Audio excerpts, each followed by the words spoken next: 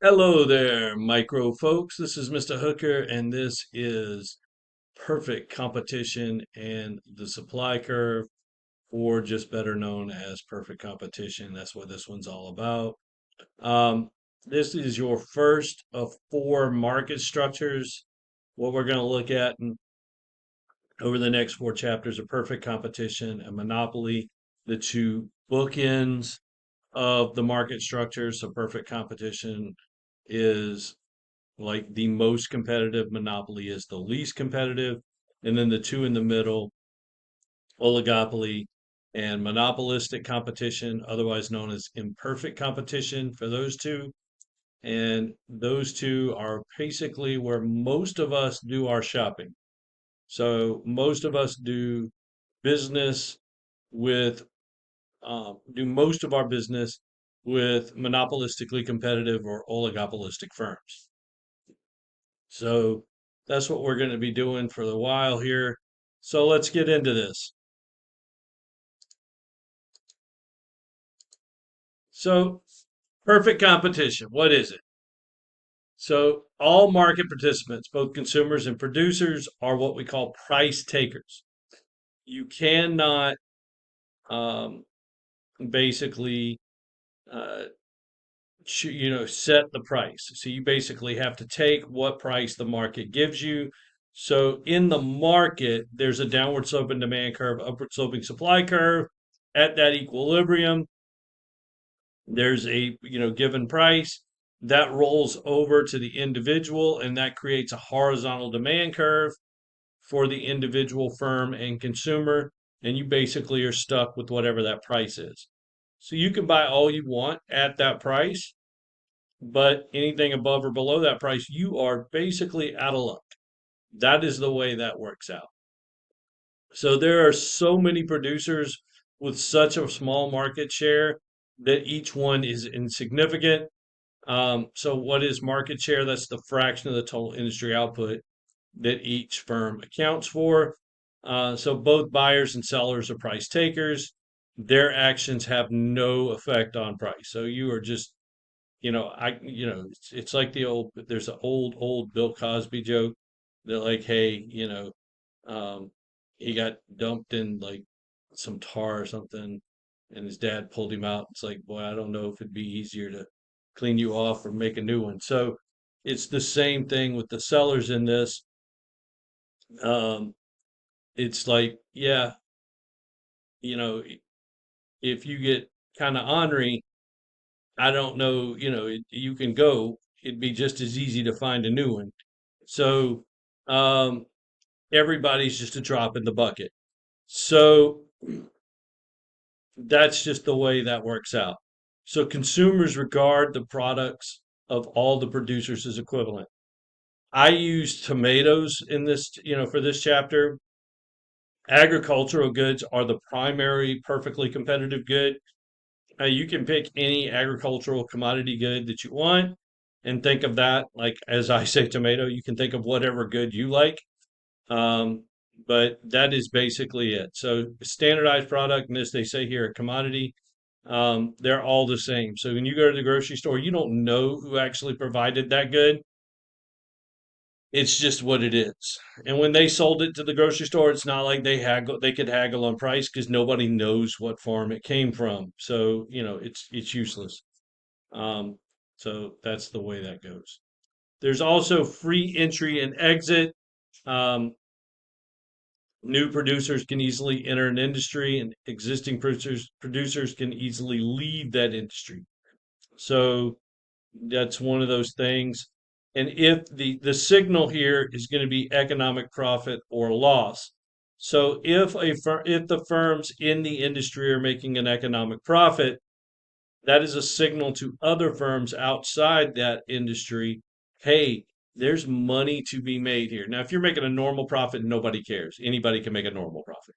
But if you're making an economic profit, that's a signal that, hey, there's money to be made. And so firms will enter because there are zero barriers to entry. So they just walk in, they'll be like, okay, this is good. But the thing is, there's no magic red light that says, hey, we got enough people.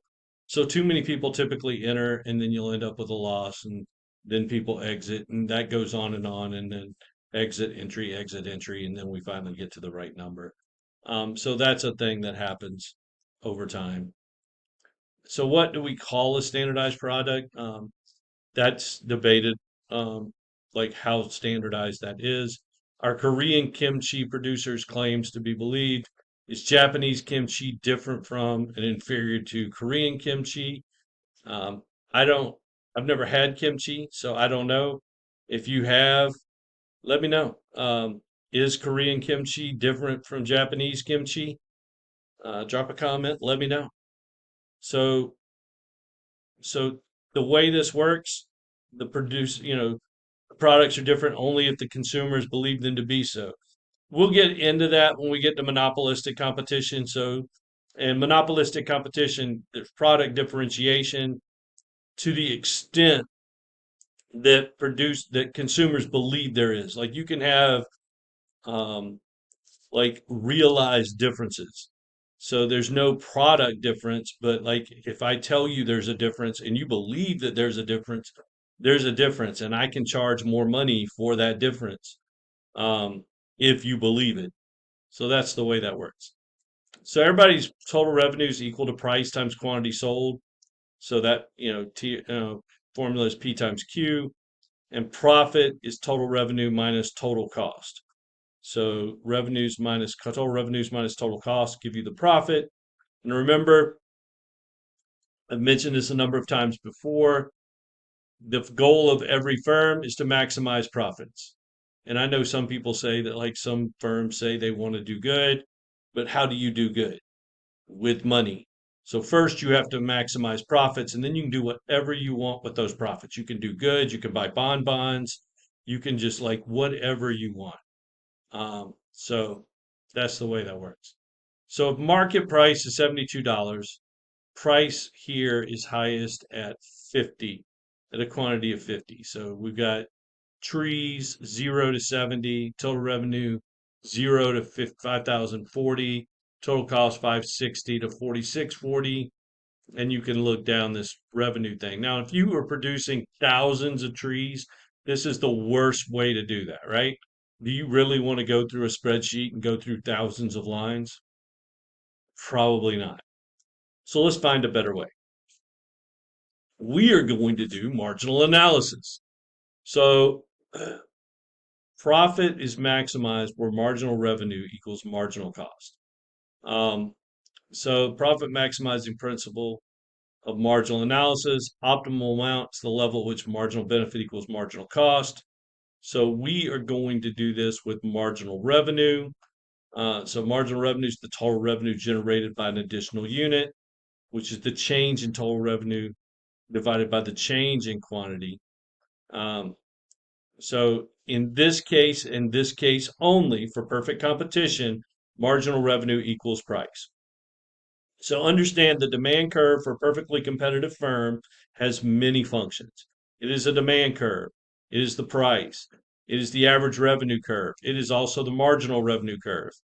In high school, if you took an economics class, you might have heard the phrase Mr. Darp. That is MR is marginal revenue, demand is D, AR is average revenue, and P is price. So that is the way that goes. Um, so since the price is a fact, since the firm's a price taker, marginal revenue equals to price. And so there you go. So the optimal output rule, profits maximize producing the quantity of output at which marginal revenue is equal to the marginal cost. That is true for all market structures. We will always produce at the output level where marginal revenue equals marginal cost across all four market structures. So, why is this true? Each time the firm produces another unit, there are extra costs and extra revenues. If producing another unit adds more to revenue than to cost, profit increase. So if marginal revenue is greater than marginal cost, producing more adds to profit. If marginal revenue is less than marginal cost, producing less adds to profit. And since marginal revenue is equal to price for competitive firms, the profit maximizing rule is to choose the quantity of output where price is equal to marginal cost. which is the same as marginal revenue. So, yay. So, Noel's Farms, little Christmas tree thing. All right. Quantity of trees 0 to 70, variable cost 0 to 4,080, total cost 560 to 4640, marginal cost of a tree 64 to 96, marginal revenue of a tree 72. So you're looking at the one closest, but here's the thing. Like you're there at 50 to 60, right? 50, you got a marginal cost of 70, a marginal revenue of 72, a marginal cost of 60. It's 60, 64, it's 60. You've got a marginal revenue of 72 and a marginal cost of 80. If you were to choose 60, you're losing $8 on every tree. And if you choose 650, you're still gaining $8 on every tree. So you want to choose 50 because you don't want to go to a point where you're losing money on each tree. So if you can't get them to be exactly the same, choose the last possible one where marginal revenue is still greater than marginal cost. That's the way that works out. Just a note on how that really works. So here we go. Marginal revenue, marginal cost. So where marginal revenue equals marginal cost, that is our point. Bam, 72. All right, so what if marginal revenue and marginal cost aren't exactly equal? In that case, produce the largest quantity for which marginal revenue exceeds marginal cost. You do not want to lose money on every transaction. You want to make a little bit more. So we're using economic profit. So that includes implicit cost and the explicit cost. So if total revenue is greater than total cost, the firm is profitable. Total revenue equals total cost, the firm's breaking even. And if total revenue is less than total cost, we're taking a loss. All right. Um, so we can also do this with averages. So if the firm produces a quantity which price is greater than ATC, the firm is profitable. If price is equal to ATC, the firm breaks even. If price is less than ATC, the firm takes a loss. So here is that one. This is the beauty. All right.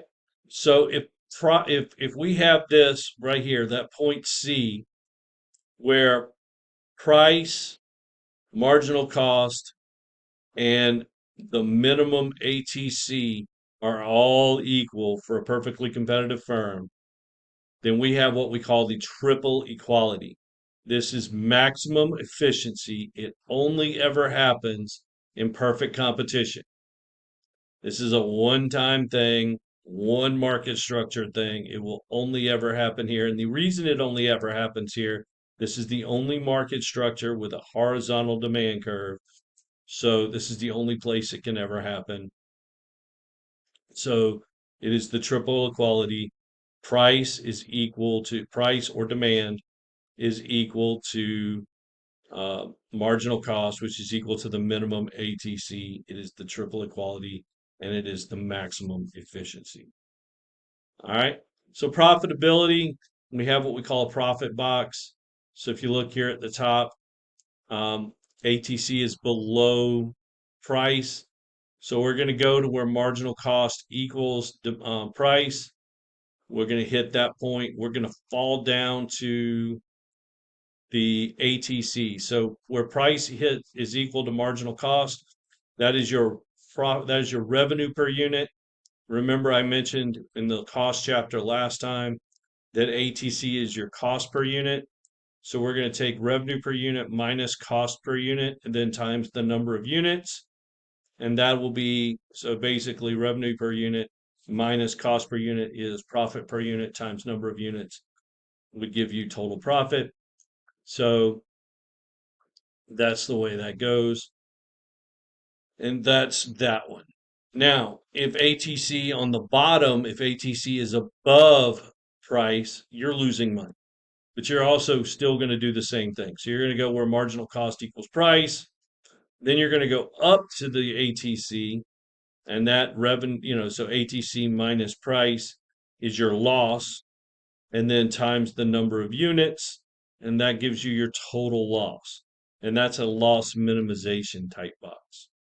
And we'll stop there for this video, and I will pick this up in video number 2. See you